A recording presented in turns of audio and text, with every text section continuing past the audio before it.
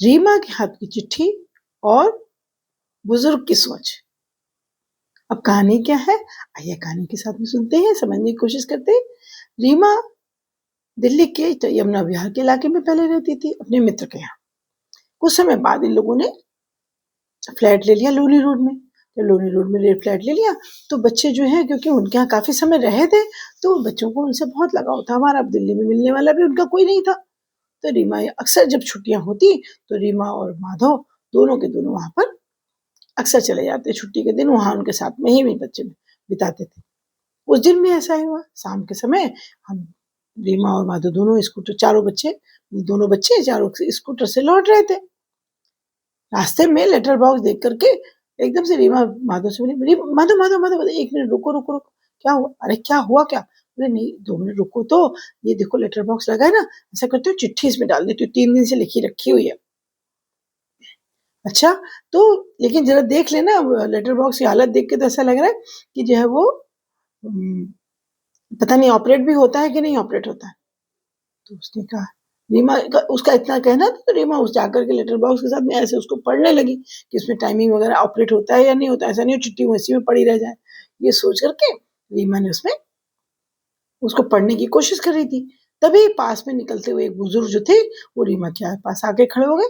बोले, अरे बेटा बिटिया क्या कर रही हो?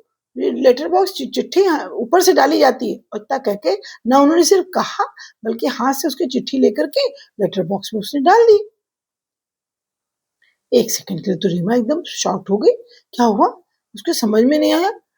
लेकिन जब उसको समझ में आई कि कहना क्या, तो पापा क्या हुआ बाबा? बोले, अरे चिट्ठी यहाँ से डाली जाती। इतना कहकर बुजुर्ग उसे समझ में आया और इतना कह के बुजुर्ग आगे बढ़ के चले गए।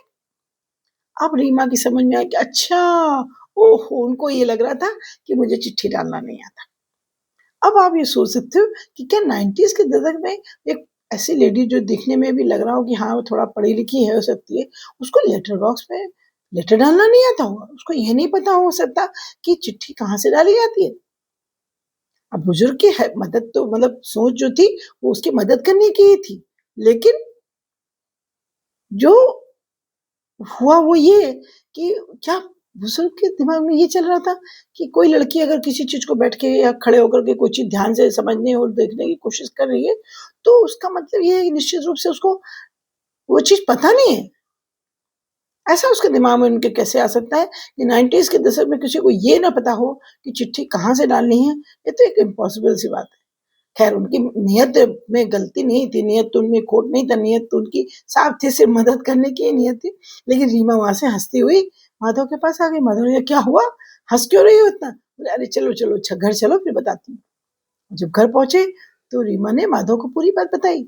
जब पूरी बात बताई तो दोनों बच्चे और माधव दोनों चारों के चारों खूब जोर जोर से हंसते रहे। अब समय तो बहुत बीत गया, इतना समय हो गया, लेकिन क्या है कि आज भी जैसे ये स्मृतियां होती ना, आपको बैठे बैठे सोच करके गुदगुदा जाती।